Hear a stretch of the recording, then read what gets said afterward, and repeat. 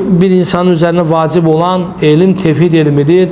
Yani kiminle evlenebilir, kiminle evlenebilmez, namazın vaciblerinden, namazın bozan şeylerinden, bozmayan şeylerini öğrenmesinden daha önde bilmesi gereken tevhid ilmidir ki insan o ilme, o bilgiye sahip olarsa yani cehennemde ebediyen kalmaktan çıkar. Yani insan günahkar olabilir, insan fasık olabilir ama müşrik olabilmez. Müşriklik, şirk koşmak insanı ebeden, haliden finler, insanı ebedi olarak cehennemde saklayır.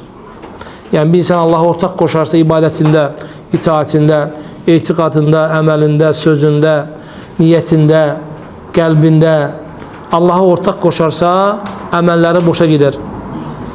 Yani Allah Subhanahu Teala öz peygamberine bile buyurmuştu ki eğer Allah'a ortak koşarsınsa da yani bütün əməllərin boşa gider. لَاِنْ نَشْرَكْتَ eğer Allah'a ortak koşarsan ey Muhammed.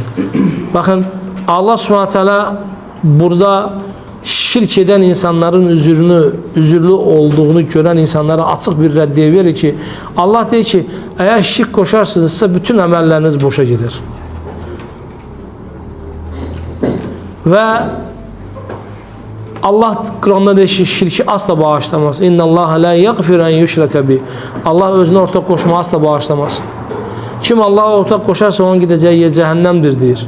Ve sen deyirsən ki eğer o şirk koşarsa ondan onu da bilmirse şirk olduğunu, şirk hayatı yaşayır, müşrik hayatı yaşayır, gecesi gündüzü küfürlerle dolu, şirkle dolu ve bir kere de olsun bir gün Allah'a el nasip deme Allah beni bağışla, beni affet, şirkimden, küfürümden sana tövbe edeyim diye Allah'a dua etmedi yani.